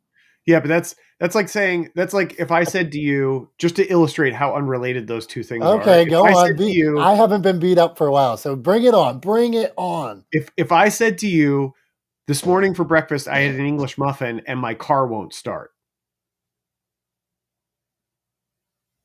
I don't understand. I put gas in it, but it won't start. I had an English muffin for breakfast and it won't start. Tom is driving me to Creative Con in February, and that's the first time we're actually physically going to meet in person. And you might end up staying over here like the night before or something. We're probably going to end up like there's probably going to be like an all-out brawl, and we'll end up like by the time we get to Creative Con, we'll both have black eyes and cuts over our faces and stuff. I think there's going to be a lot of laughs. That's what I think there's going to be, Dom. I think there's going to be a lot of laughs. That is true. That's true. Hey, and Tom, you got 3 more people to get here. It's a race. So my computer's rebooting. After we talk to Brian, Dave, and Amanda, unless anybody pops up on stage, Tom's going to wrap this show up. But we got to meet Brian. We got to talk to Dave. We got to talk to Amanda. But it's a race because my computer is rebooting. So you can I shut it down like 5 minutes ago. So we will see how long it takes to load up, and you guys can tell me if that's normal. And then go on. I'm gonna so 2 things. I have a question for Brian that I want to ask if I can. If you don't mind me stepping on your toes. The other thing I was gonna say is, how about it? The fact that you're still waiting for your computer to boot up after like more than 2 minutes, it shouldn't take, for any modern computer, it should take less than 2 minutes to boot up. Period. End of story. Right? Like, it should never take longer than 2 minutes to boot your computer up. If it takes more than 2 minutes, there's a problem. So the fact that you're still waiting for it to boot up is a huge red flag. Huge, giant, gargantuan. Okay, well, the clock is on. I think we could be at 15 minutes easy. Ask your question. Go to Brian. All right. So here we go. So I wanted to ask a question, Brian. Brian is going to be joining us. Has purchased his ticket. Is joining us at Creative Con, and so I wanted to hear from Brian why he's coming to Creative Con. I mean, we've heard from you guys have heard from me. You've heard from Dom. You've heard from Julie. You've heard from John Wiley, all the people who are going to be there, who are going to be speaking, who are involved in putting on the event. But I want to hear from somebody who's coming to attend the event, why they're coming. I think that's a fabulous question, Tom. Thanks for asking that. So first, I want to address Dom and his computer. So it's almost like, the dishwasher is full. Let's add another room to the house. That's basically what's going on with your computer right now and and your storage. I'm going to Creative Con because in my industry, we tend to collaborate and talk to people who speak our language. I'm in the video production industry. My background is video production. My background is marketing, video production, video marketing, all that good stuff. So we tend to gravitate towards people who speak our language, basically. So Creative Con is very attractive for just kind of coming out of that bubble, coming out of that, just that constant conversation that is always the same. Networking is pretty much the word to sum it all up. Like, we do not network. I'm around video editors all the time. We're afraid to network. We're afraid to reach out. We're afraid to talk to people. We're very creative people. We don't do that kind of thing. So networking is super, super important. And that is one of the main reasons why I am going to Creative Con, to expand my horizons and to network with dozens of people who just do not know what the hell I'm talking about, and I don't know what the hell they're talking about. And that's what's going to make it fun. And that's going to be some new connections and growth for 2024, and to just expand my mind a lot. So I'm looking forward to meeting everyone who's going, especially you, Tom, because you speak our language, my language, and but we're not going to talk for very long because it's going to be a boring conversation. So I'm going just to speak with everyone, to learn, to grow, to network. That's the most important word. I love that, Brian. Thanks for that. And I'm looking forward to meeting you there too. I know we've been Brian and I've been playing phone tag, so we're going to connect outside of this space as well for sure. And I would argue, I don't think the conversation would be boring. I think our conversation is going to be really interesting because we are approaching some of the same problems, but with unique perspective, and bringing our own skill set to bear on solving problems for people and getting them to use video more. I'm right there with you on my mission is to humanize the world of business through better communication. Yours is to rid the world of bad video, and I think those two missions are very much aligned. So yeah, I look forward to many more conversations together. Yeah, I think it's going to be a lot of fun, and I appreciate your viewpoint, sharing with everybody why you're coming to Creative Con. I think it's important for us to give people the opportunity to share their insight, and it's very instructive for us too, right? I mean, this is, for myself and Dom and Julie and our other partner Heidi, this is the first time we're putting on this event, and we hope it's the first of many iterations of Creative Con, because I think it's a place, it's an event that's very much needed. And I really value that input. It's going to help us continue to make this event even more valuable going forward as we move into future iterations. So thanks for sharing that, Brian. I appreciate it. Yeah, no worries. And I'm trying to get you on my podcast so we can talk about your book, because my audience, that's your audience. Those are your peeps. So trying to get you on my podcast. So I'm not going to leave a voicemail anymore. Yeah, make it happen, gentlemen. Ooh, I look forward to it.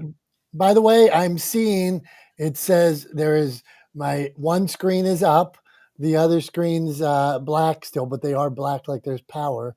It says getting Windows ready. Don't turn off computer. Tom, you got 2 more people. Go for it. I cannot believe how long this is taking. I wish we had started a timer when you actually hit reboot. I mean, I can actually look. I can see on our text thread. And this is why I don't shut it down, because I'm thinking, oh, it's going to be another half hour. So then, like today, but now I'm going to start shutting it down. Go on. So it's been 14 minutes since I said you should just reboot. So I don't know if you rebooted, if you started before or after that, but it's been 14 minutes. And your computer still hasn't booted up. Honest, I got to be honest, Dom. If that were my computer, I'd be thinking about taking a ride to a computer store and getting a new one. Oh no. Okay, keep going. You got 2 more people.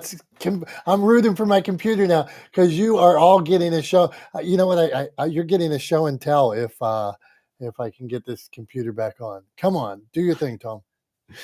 All right. So we'll move along to Dave. Dave, today we're talking about launching, all things launching. So share a tip, ask a question. The floor is yours. Yeah, thank you. I first question is, Dom, are you still running Windows 98 on your computer? Is that why it's taking so long? I saw that comment, and that was a good one. Touche. Bring it on. No, I'm glad that Dom can take a bit of a ribbing, and I always love his positive attitude towards everything. Don't really have much of a question or a thing. I'm starting to launch again for my coaching program in the new year, and I struggled last year with launching, so I actually partnered up with a company that's coaching me through it, helping with the ads and everything else. I've spent money on training before, but this is finally a company that has given me not just the training, but are helping me put together the ads. So at least for my time, when I've tried to launch, instead of just doing it on my own, I sought out the experts, sought out people, particularly because I live in Dublin, Ireland. I found experts within my region, because before I was getting from people from the United States, and launching things is, while very similar, they were able to kind of help me more on my own time zone. I don't have to do it at a crazy hour to have the meetings with them. Here I can do it during the middle of the day, so it's a little bit easier. So I found that that's been really helpful. So hopefully we'll be able to get this ad campaign and the thing launched by the start of the year. So I also want to say good luck to you guys at your conference that you're launching. I think that's amazing. I just came back from an ADHD conference, and I'm part of a men's group. And I've known these guys online for years, and it's the first time I got to meet them all in person. And I know that's a cool feeling to kind of like, after seeing people online that you've known for years, meet them in person, give them a hug. It's a cool thing. I'm pretty sure you guys will fight, but I hope you'll probably share an English muffin together as well. So, yeah, best of luck on that. I wish I could make it out to Chicago because I used to live there, but it's be a bit pricey for me to try to make it out from Ireland. But best of luck to all you guys, and that's all I got. Thank you, Dave. And I was looking at your post. I saw you were at the conference. Good stuff. Go on, Tom. Still hourglassing. I can't, man. I can't. Oh my! It's literally. It's been 18 minutes. It's been 18 minutes. That thing isn't even a paperweight at this point. Like it's not even worth it. Literally, it's not even worth its weight as a paperweight. Dave, thank you so much for sharing that. Really appreciate it. Wish you could make it out to Chicago as well in February, but cool to hear about your experience at the ADHD conference and meeting those folks in person for the first time. That's one of the things that I'm looking forward to most, right? I mean, obviously we've got a banging lineup of speakers. We've got amazing people that are going to be there on stage, sharing inspiration and then conducting workshops, teaching folks how to put some of these strategies into action as soon as they leave the building. But at the end of the day, getting to meet and network and get to know all of these people is really one of the things that I'm most excited about personally, and I can't wait to be there with everybody in Chicago in February. Cold time of year, but we'll have a good time nonetheless. We'll be indoors, so don't worry about it. I'm also Dom. I gotta say, I'm loving the chat. Is particularly the Windows 98 comment, and Dr. Tachi, actually he's using a Commodore 64, and I was just thinking to myself, I feel like the professor could build a better computer out of coconuts before yours reboots itself. Hey, just because I can't see you on the live stream, I'm reading these comments. I saw Stephanie up there put a little AOL thing in her profile, so I see these 98s. I see the Commodore. It's still hourglass, and I hope Tom, Amanda, stretch it out. When you give your tips, when you ask your question, stretch it out, and maybe this computer will be back up. So go on, Tom. Yeah, I think that's probably good advice. You're going to have to stretch for I don't know, stretch for the rest of the day, because I have a feeling that computer is never booting up again. But Amanda, you know what we're talking about. We're talking about launches and all things related. So what do you got for us? Drop a tip, ask a question. Yeah. So first of all, it's great to see everybody again. It's been a while since I've been able to make it, but I guess for me, from a bit of a different angle, and I apologize, I also came late. So long story short, I'm working with an AI startup right now. And so there's about 7 of us. We're trying to get this thing, launched, market it properly, whatever, what have you, right? And so one of the things we keep being told by VCs and, just by a ton of people out there that have expertise in this, right? Go to market strategies, things like that, is we have to sell ourselves, right? And so typically, the first thing people think of, like, I'm going to use myself as an example. Well, I have 20 years of data science and analytics experience, blah, blah, blah. And typically I would lead off with something like that, right? Well, the problem with that is, and other people are like, yeah, great, great. Well, not really, because pretty much everybody in my community that's been around for a while, we all have the same thing, right? So for us launching, it's not just us putting our bio on a slide and say, hey, I have this experience, that. It's finding something different that could be a conversation piece that applies to our audience. So, for example, we're looking to get in government contracts with defense and Space Force and things like that, right? So, I happen, and this is random because I don't specialize in cyber, but I've been on the cybersecurity advisory board for a university, stuff like that. So my background of data kind of merges on that, but I'm the differentiator for them because I'm not a hardcore hacker in the space. Anyway, long story short, for me, I'm starting up as a senior fellow with this nonprofit. It's called the Cybersecurity Forum Initiative. And what they really do is get government and different branches of the government up to speed on cyber warfare tactics and things like that with education. So that's something that I could take, from my background and say, oh, okay, not everybody does that. And every time I tell people that, or my PhD research is in orbital space debris, those kind of things are little differentiators that every single one of us has. That's a bit of a conversation piece that's going to differentiate you rather than you just rattling off your typical bio when you're launching or selling yourself. Dig a little deeper and find those little things. And to you, you might be like, fine, whatever. Like for me, I'm a senior fellow for this thing. It's not like I'm the president or this, but the thing is, I am going to do research for them, and it just sounds cool. So it's something when you're trying to go to market, you're marketing yourself and the team. Again, it's a conversation piece, especially when we're going after government contracts. I mean, it's right up the alley. So that's what I encourage everybody. That's kind of my tip is find your little tidbit that's a little different than somebody else. Don't just rattle off your typical bio, and you're going to be surprised. It's going to really help you with your launch and kind of push you over to get some, buzz and people actually excited about it. But anyway, again, pleasure to see everybody. And with that, I will yield. Thanks, Amanda. Love that. Yeah, I mean, I think it's incredibly important. It just made me, what you were talking about made me think about this idea of like key differentiators. And one of the things I run into all the time in the video production industry is, and I actually got a question like last week about this. Somebody was looking for some explainer videos with for an industrial type application, manufacturing application. So their marketing agency reached out to me and said, can you send some examples? And I have like some stuff that's, related to that I've done before, but I've never specifically done an explainer, 60 to 90 second explainer video in their particular vertical, right, in their industry. And I'm pretty sure I haven't had the meeting yet, and I'm pretty sure that's because I don't have an example that exactly fits what they want to do to pull out of my back pocket. And I see that as a good thing, and I think it's a huge mistake when organizations or businesses look to see what everybody else is doing and then copy it, right? It's easy. It's an easy path.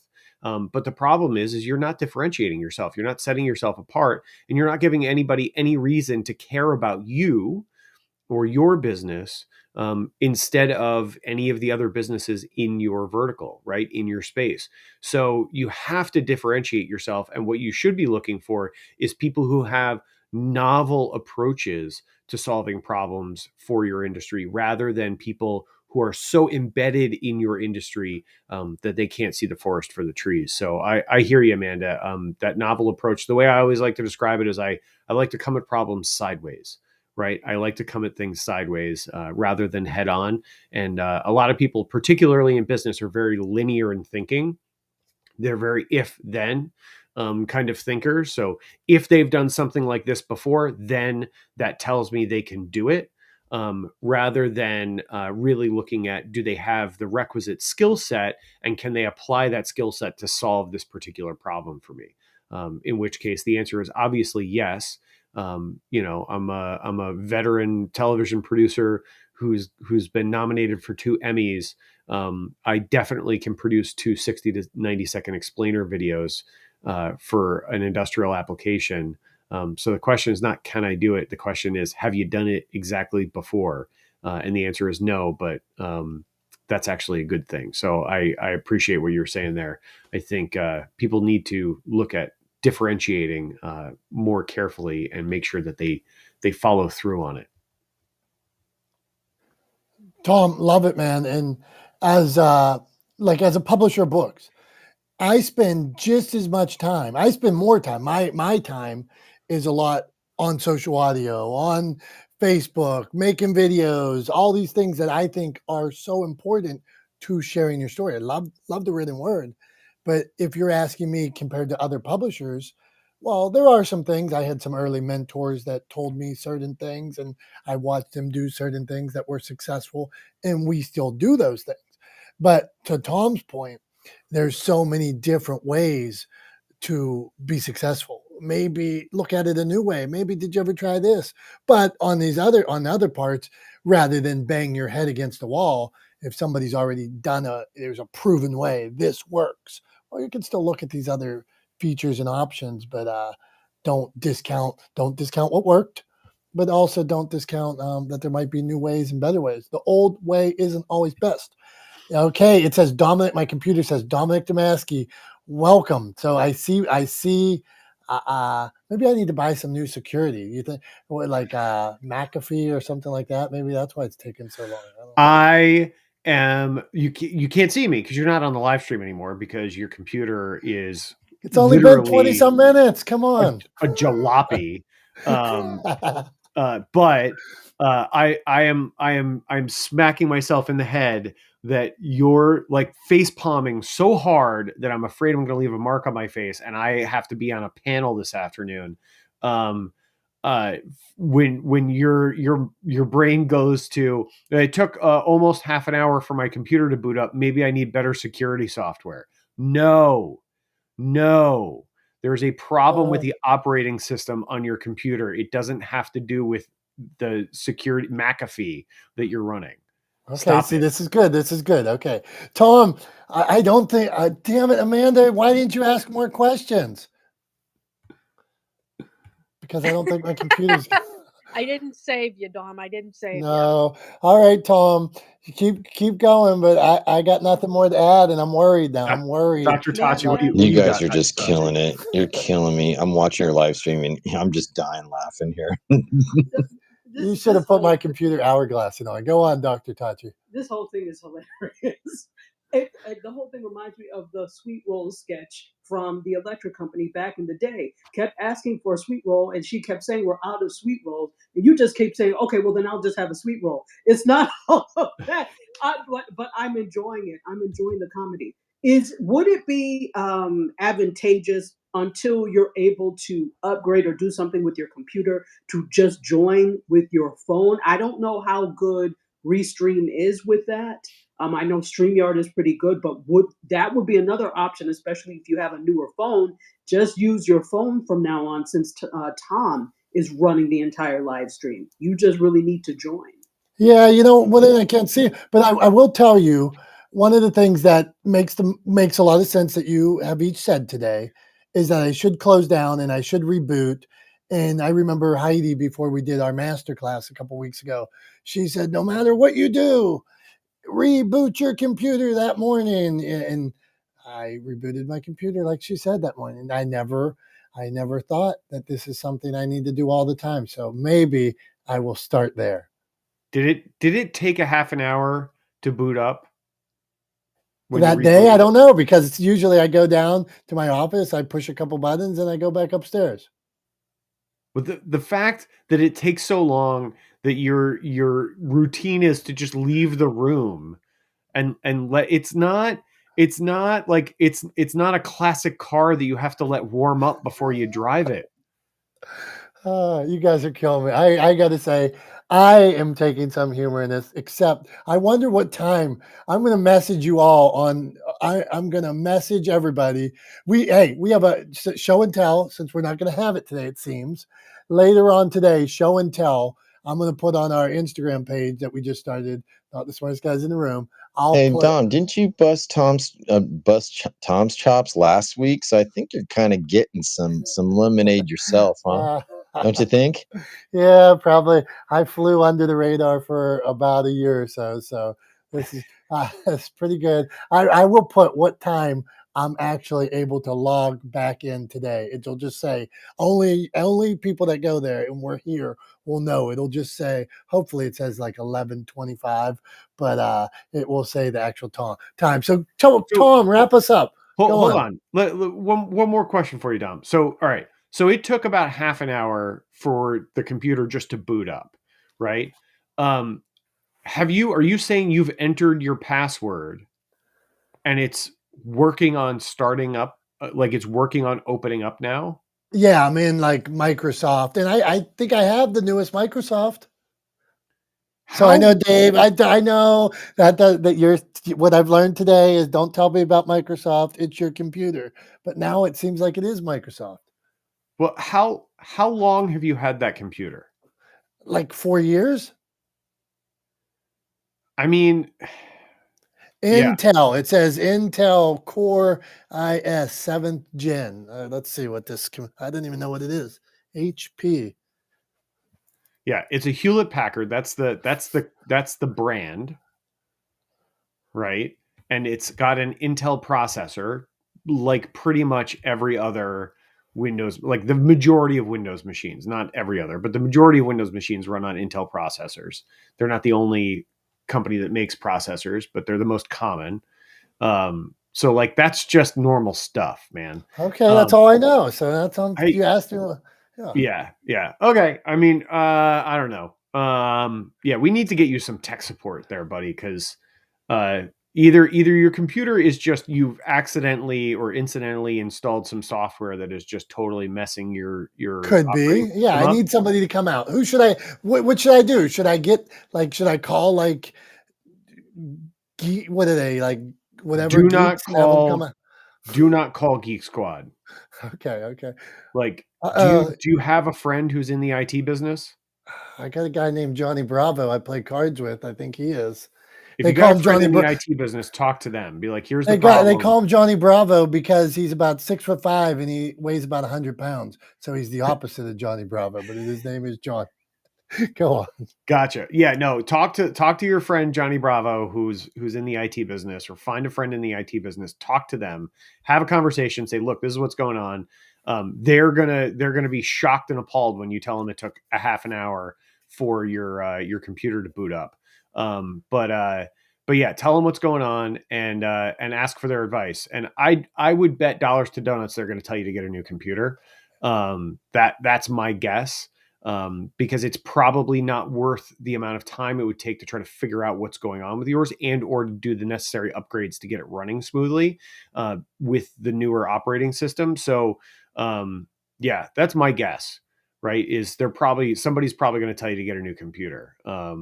4 years is kind of a lifetime for a laptop. Got to be honest. I did not know this. Can I add something to that? You might want to think about having someone build a professional computer that is going to last and not just buy one straight out of the storefront. Because when you buy your individual components and you pay that extra money, for PC users, you're going to have longevity because you're not paying for the stock, the RAM and the processor. You're paying for a processor that's going to work towards your needs. So maybe consider looking up people that professionally build computers for your needs, because that might be the avenue, especially if you're in this business. You're live streaming, you're producing, and you're doing other things. And that takes a lot of speed and a lot of memory, believe it or not. Then again, Dom, you could always come to the dark side and you can just go to Mac. You can do that too. All new buttons. That seems too hard. It's hold on. It's you guys stalled. Tom, you better wrap this up now. I see my desktop. It's loading on. So you better wrap this soon, Tom. Can I tell you, Dom, how long it takes my computer to boot up in the morning? Yeah, go on. Let's hear it. It's done. That's how long it takes. From when I asked that question to when I just answered it, that's how long it takes my computer to boot up. First thing I do when I get off this clubhouse today, although I think I have another meeting. That's not good. And I think it's online. First thing I am doing, I'm calling Johnny Bravo and getting some help. Tom, wrap us. We got to go. All right, here we go. So look, we've been on a little bit of a journey today. We talked about launching books. And Julie was kind enough to throw the link for my book, Legendeering, up, which is available for pre-order everywhere books are sold. I'm always encouraging people to go to bookshop.org because I love that business and they support local bookshops. And I'm a fan of supporting local businesses. So you can just Google Legendeering, the book, or Legendeering Tom Langan, and it'll pop up all the ways that you can buy it. Pre-order it now. It's available anywhere books are sold. But we talked about launching books. We talked about launching events. We talked about Creative Con. Brian shared with us why he's joining us at Creative Con in February. Carrie threw out maybe a road trip herself. So yeah, I guess I just want to say that two things. Like, one, when you're launching something, I said this very early on, but when you're launching something, whatever it is, explore opportunities, talk to people, get advice. we got a ton of great advice, but figure out what your message is. Get on that message.